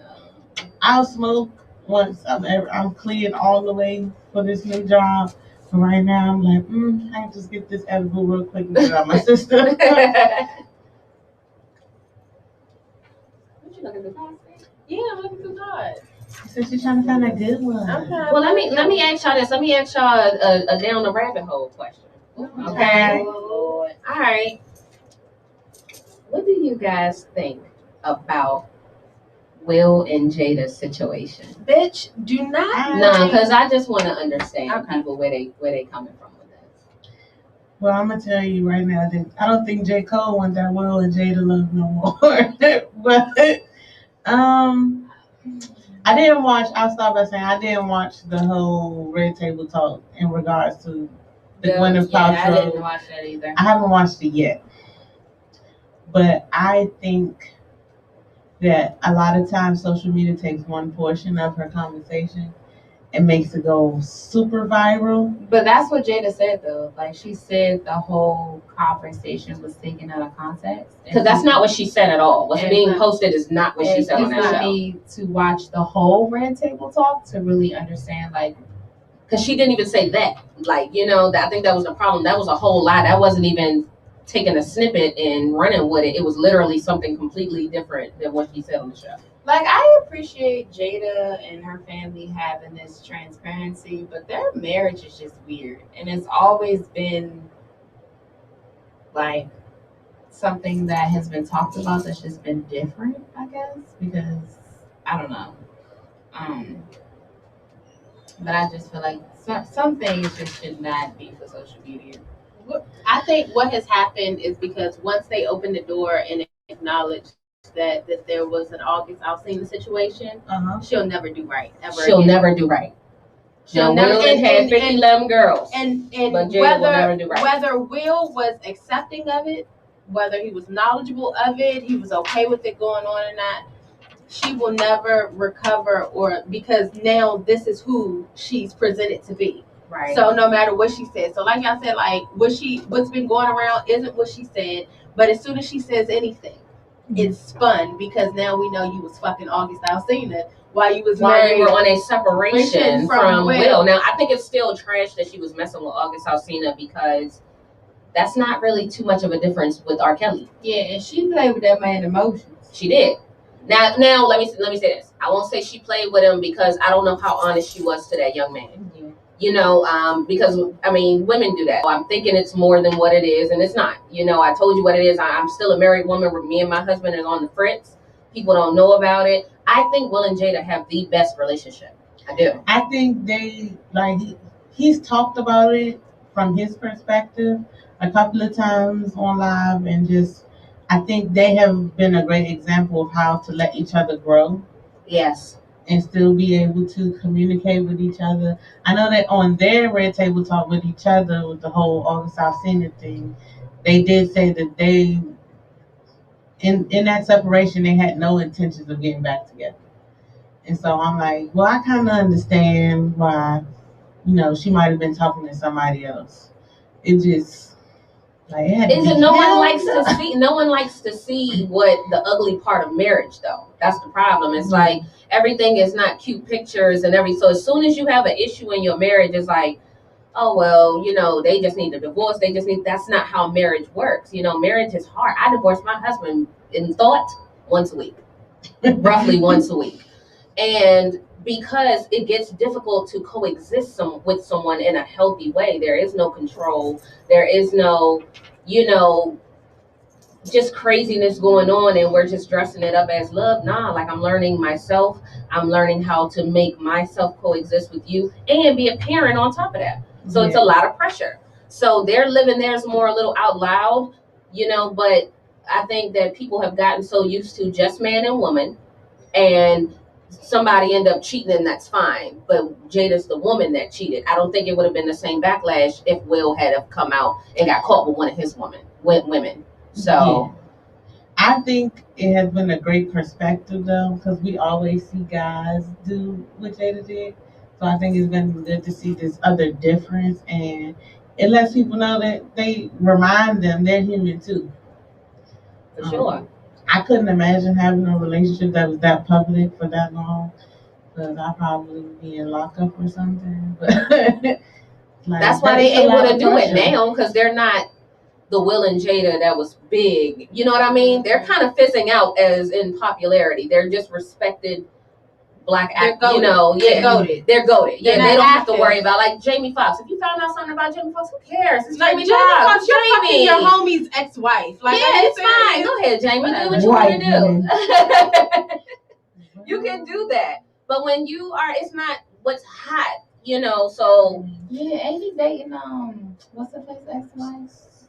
Tom Cruise's. Yeah. But he was fucking with somebody else now. I don't even think he with her no more. Katie Holmes. And I was just like, wow, it's a weird couple. Okay. But I don't know, Jamie Foxx, you never seen him linked to a black woman, but he definitely said that he's not, like, he's definitely, like, ride or die with black women, but he doesn't choose them to fuck. Yeah. Or choose them to, like, take serious, and he probably fucks him. For me, I mean, we had this talk before that I don't care who you date. If you choose to date outside the race, just don't let your excuse be because of something that a black woman did. Bash the black woman, Kevin Samuels. Oh yeah, I was Let's talk about Kevin Samuels. We can get into it. We're gonna get to it because this is my thing, right, about Kevin Samuels. He ain't wrong. No, he's not. Kevin Samuels is absolutely not wrong. His delivery is fucked up, and that's what's selling and going viral is his delivery. And the fact that you come across as a fake ass homosexual man for real, that you just come out the closet with it. But Kevin Samuels ain't really wrong. You feel me? Because you can't be in the hood on Section 8 desiring your nigga to make 6 figures. Okay, now in that sense, okay. But there's some stuff that he says that I don't always necessarily agree with. Like what? I just don't, first of all, I don't like how if a woman considers herself a 10, she's a fucking 10. Don't do that because you don't know what it took for that woman to even build the self-esteem and the confidence that she has to make herself to feel like she's a 10. Like, I don't like that. But what if you called the show? You called his show. First of all, they dumb as hell. I'm not calling because you know what he's going to say. You know exactly what he's going to say. And he don't give you a chance because he's going to hang up on you because that's some bitch shit. He's going to hang up on you whenever you try to rebut or whatever. It's his show. It's his show. Yeah. He's selling it. I'm for his delivery because you can't come on my show and curse me out and be all it's over. We'll go ahead and wrap this up. Thank you for coming for another CD. Definitely if you're getting out of pocket. But sometimes Kevin Samuels will be like, you'll be like, oh no, I think I'm like a 9. You be like, all right, so what you think Beyonce? I think Beyonce a 10, bitch, and you think you a 9? Yeah, click. Like, come on, my nigga, why? Yeah. But that's Beyonce's just definitely not a gimmick. 10, though. That's gimmick. It's his Beyonce's thing. definitely not a 10. It's his thing. Kelly is better than Beyonce. But see, that's still that. Then we're just as bad as him for putting women against women.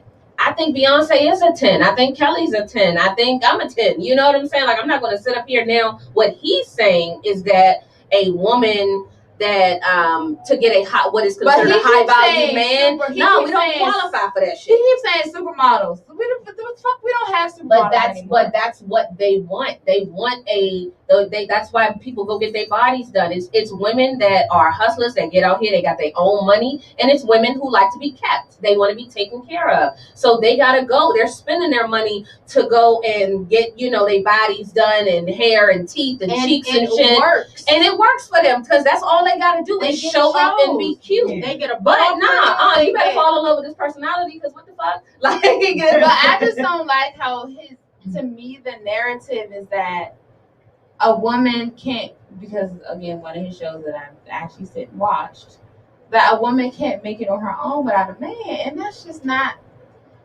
the truth.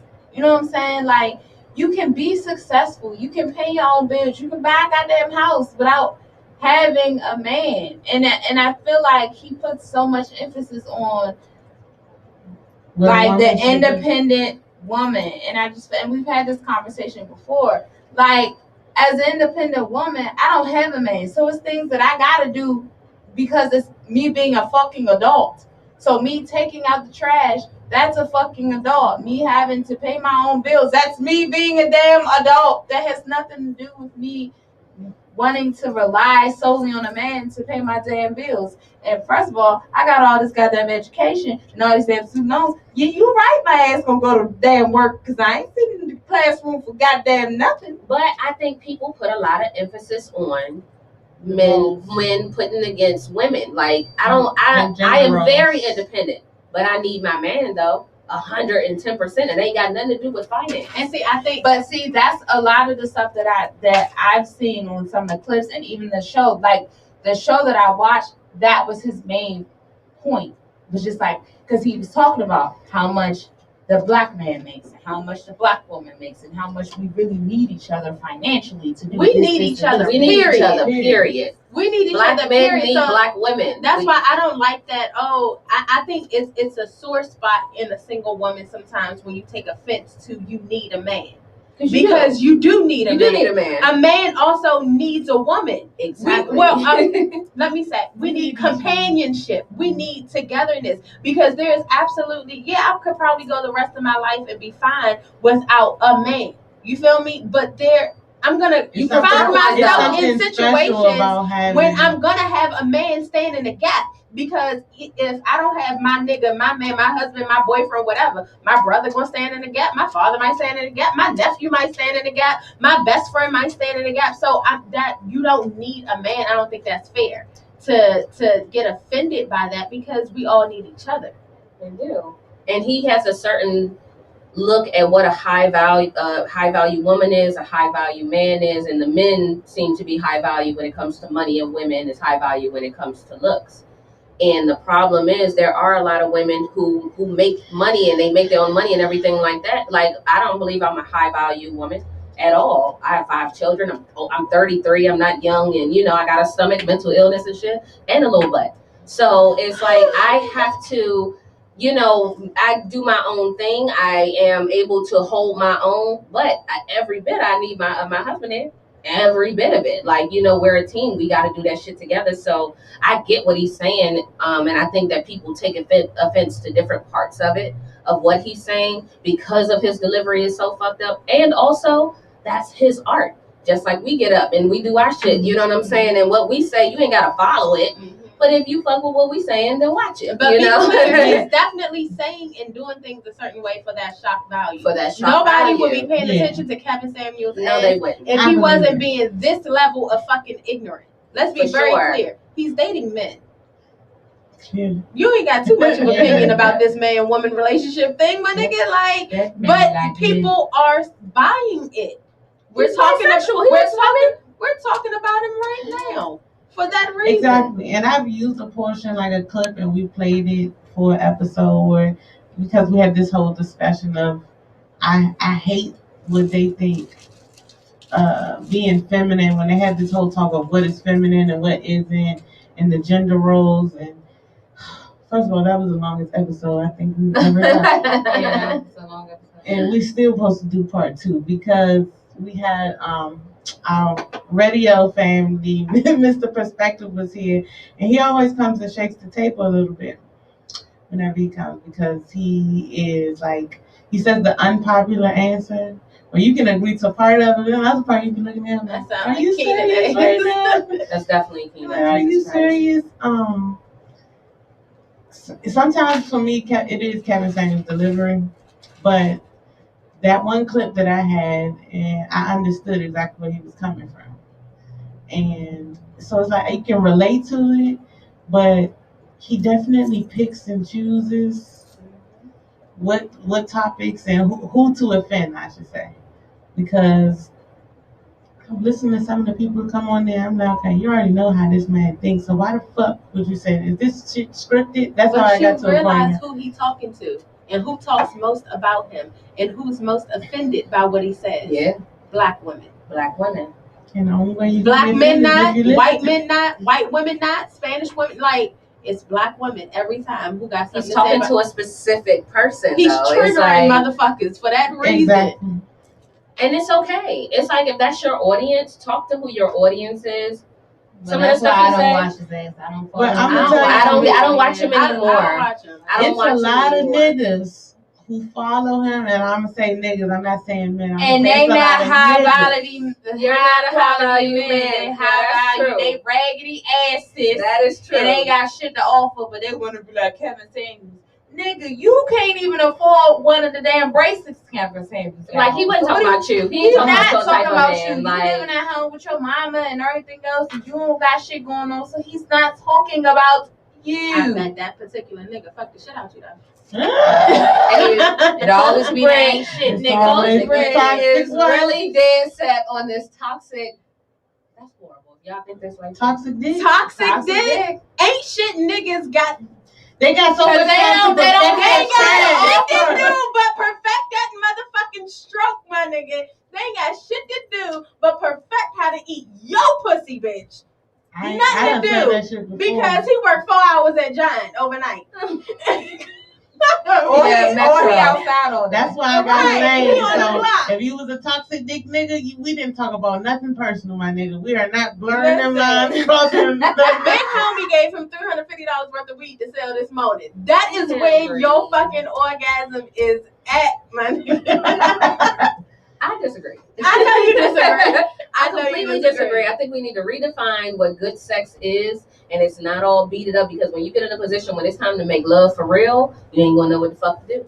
Because we wasn't talking about making love. We was just talking about these but it's still good. But I didn't say toxic good dick don't have to be toxic dick niggas. Nah, I didn't say toxic sex or the good sex you get from these toxic niggas is just beating it up. These toxic niggas got the meanest slow stroke I've ever seen in my entire life. They got the one leg up, bitch, look you in your eyes, kiss you down your throat, and putting all dick in your uterus type stroke. Like, what?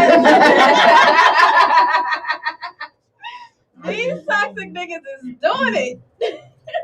We finna have flashback. Next question. I'm gonna just take this stool with me when I leave. I'm disgusted. Let me see. I had a question here. Okay. Things you should never tell anyone. Everything. You should never tell one person everything. There's not one person in this world that knows 100% that can say, I know her like the back of my hand. No, you don't. I promise you don't. What do you think? Things you should never tell anyone. Your body count, because that ain't none of your fucking business. As long as I don't got no diseases and shit, why the fuck you worried about who was fucking me before you? I'm too old to have a body count conversation. Definitely too old for a body count conversation. If somebody asks me at this point in age, I'm like, I'm gonna just head out. Like, you know what? 361. Your dad was number one. Boom. I just feel like the the body count conversation is definitely dumb. It's Especially juvenile. once you reach like at our age. Why the fuck you worried about that shit, nigga? You Like, about to get it. You want this Are pussy. you and now they ask them before they got the pussy or after they got the pussy, because that makes a difference too. Right, because nigga, do you feel like you number 10 or do you feel like you number 81? Doesn't Right. matter. So, This but is we a didn't ask personally the owned question. vagina. Okay, come get it. Okay, because somebody definitely was there before you. Hello. So People, kids. Hey, be careful, Ray J gonna pop up saying he hit it first. That's okay. sex tape. Did you hit it last? Right. That's more important. Nigga, are you You're gonna not hit first, it next? you're Are you one of the best ones? Are you Ricky gonna Bobby. hit it next? Right. Ricky Bobby said you're not You're first, not you're last. first, you're last. Ricky Bobby. You my favorite. Are you the favorite? Okay. No motherfucker will know when they won't know when they're the favorite. You do a good job. I Kyle. saw a question that said, do you think, I think it might have been Justin LeBoy page, does a nigga know when you fucked another nigga?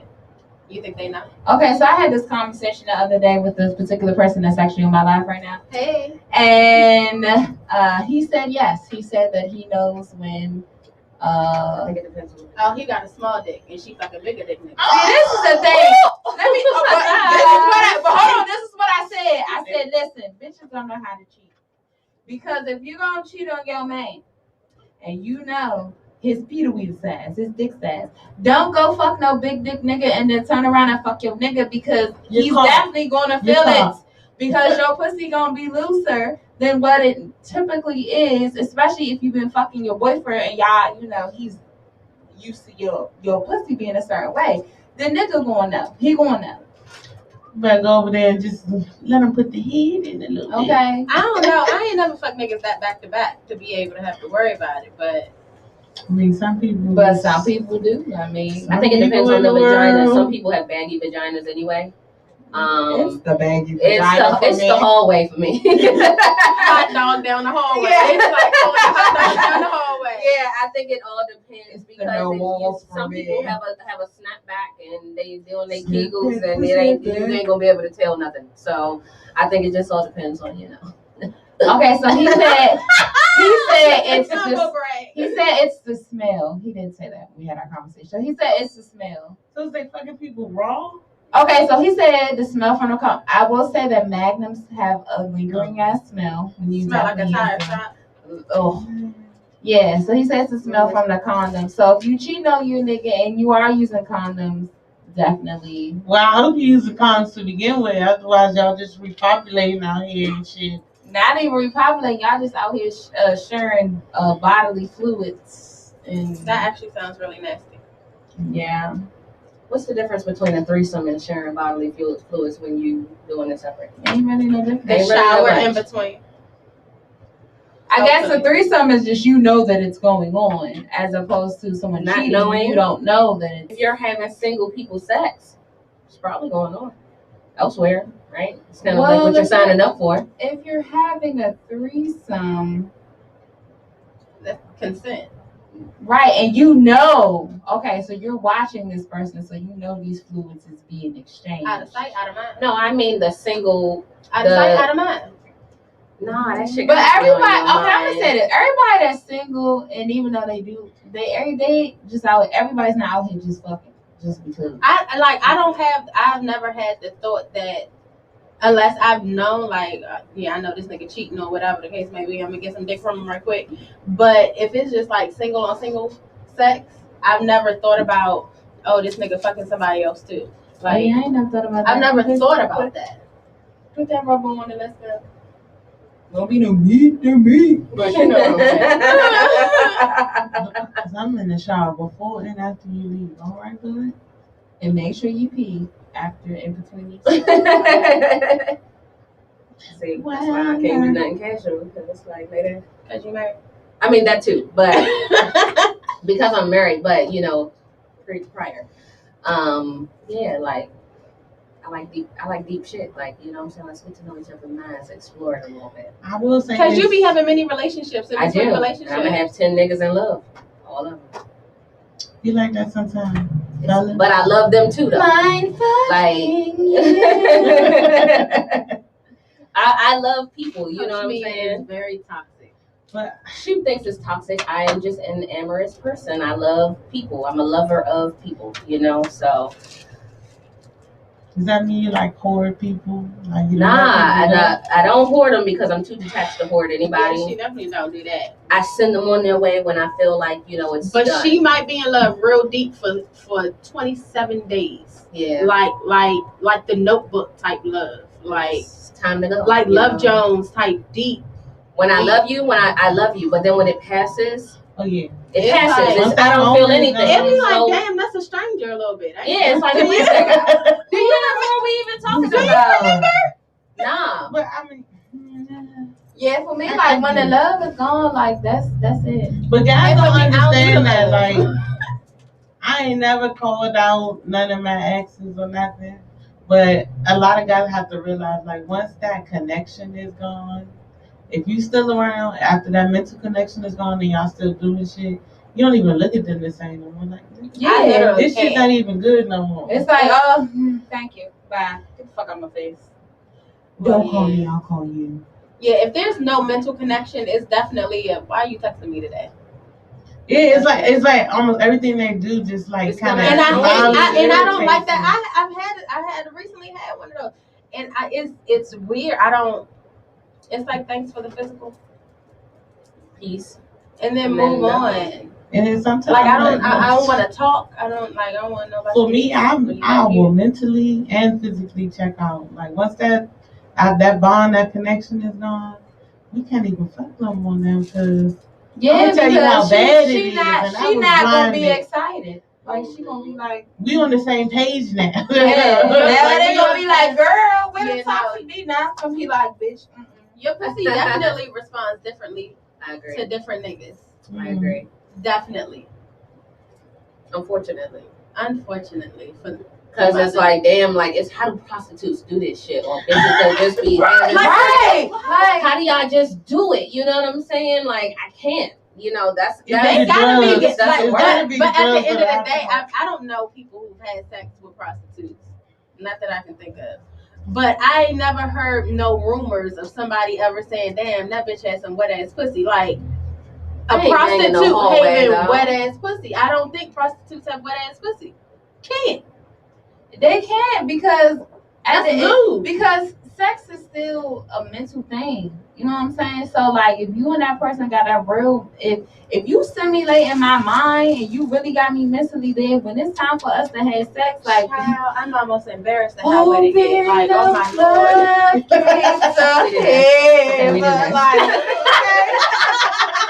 It's gonna rain. I'll be like, ooh, I'm so sorry, sir. But you are able to do, but it's not a mental connection if you're not mentally mature. That takes it back to mental maturity because when you were younger, you wasn't thinking about mental maturity when you was having sex. You was fucking. You know, I can see the visible difference of sex in my 30s than sex in my 20s. You know what I'm saying? It's a different feel. 35-year-old sex is so... I don't know. I definitely enjoyed it more in my 30s than I did in my 20s. I enjoy sex now 35-year-old more than I did. So I had a lot of sex that I didn't really care to have. And that's my sneaky link. Like it was just like I wasted pussy on previous sex. Sorry, my glasses that came on because I got to thinking about the 35-year-old sex. Now, like I'm like, ooh, stimulate my mind, honey. Like, yeah, I definitely get excited off a conversation. Yeah. I like a good conversation. Niggas that think. Give me some kissing. Yeah, because I didn't kiss in my tongue. Don't fucking touch me. Like, let's go. I need all of I was making love. Let's make eye contact and shit. Okay, now I'm like, ooh, missionary, look me in my ass and shit. Like, you know. I'll be wanting that. Let me get off this live. Tell them on yourself. Send a text message. I done told on myself. So. At the end of our show, we usually close out with one. Of course, I want y'all to plug your social medias and your shows, and then we also do a word or wisdom of the week. Okay. So I don't know who wants to go first. Coach Mia, Coach Britt. Coach Mia, because Coach Mia always makes Coach Britt go first. All right, so make sure y'all check us out on Coaches Don't Play TV on Instagram, also on Coaches Don't Play the Conversation on YouTube. Make sure your notification bell is on so you can see when we drop a video every week. Make sure you are tuned in for more information about our pop-up shop coming December 12th. It's a mini pop-up shop coming showcasing a lot of DMV small businesses as well as a DMV podcast. So make sure you guys are there for our raffle. We're going to have a big raffle for that as well.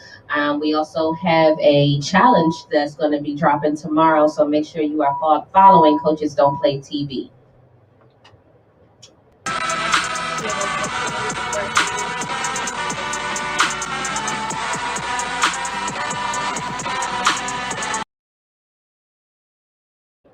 You can follow me, individual page, Muva of Randy, because of course she's my entire world, but MUVA of RANDI on Instagram. Coaches Don't Play on YouTube. Please follow, like, and subscribe to our YouTube page and keep the comments going. Word for the week. Wisdom. Wisdom. Well, word. Wisdom for the week. Be selfish with yourself sometimes. Be selfish sometimes. Do something for you this week, specifically for you. Buy yourself something. Take yourself out. Do something to make you feel good this week. Don't let your downtime last too long. Okay, Coach Britt, straight from the playbook. All right, well, leave y'all with this. First of all, if y'all see my shirt, say worry about me ain't never made you no money. So, focus on your money. If it ain't stressing you, don't worry about it. Make your money. But y'all know we are going into month number 11. And as I always tell y'all, at the ending of a new month and the beginning of a new month is to set new goals, set new intentions. Okay, and be intentional in everything that you do. Okay, so we are going into month 11 of 2021, which means, you guys, 2022 is vastly approaching, and it's approaching very, very fast. Okay, so definitely take some time, look at your goals. Okay, look and see what you achieved, see what you've done so far in 2021, and maybe there are some changes that you would like to make before you go into 2022. And why not start now? Why not? You don't have to wait until the clock strikes 12, January 1st, 2022. You can start now. So start looking at them goals, revamping them visions, and get started, because ain't nobody stopping you but you. And always remember to live fearless. My wisdom of the week is to unpack your shit, let shit go, take everything in your life right now that's not serving you a purpose and let it go. It's an expiration date and it's coming soon. Don't keep on wasting any more time on any type of dead situations or anything that has already happened. You did it. Apologize to yourself, most importantly, and let it go. Oh, and my social media is that's Mia. OSO_THATSMIA. Make sure you follow me. Okay, first I'm gonna start by saying thank y'all so much for joining us today. We had fun today. Thank you. My wisdom of the week. New season, new month, new blessings. Don't let anybody else's fear stop you from achieving your goals. I also want to thank everybody who called or sent text messages while I was out of town over the last week. I'm going out of town again, but we will be back in the studio next Sunday with the one band. Looking forward to it. It's going to be a good one. Yeah, we're going to be deep in here in the studio next week. Also, I did not do any events or Black businesses on this episode, but I will be tagging them when you watch the playback on YouTube. Also, I will also have all the information for Coaches Don't Play, and their social media and YouTube page will be linked in the episode details as well. We will see y'all next week. Thank y'all so much for tuning in. See y'all later. Bye, y'all. Bye. Just know birthday coming. Period.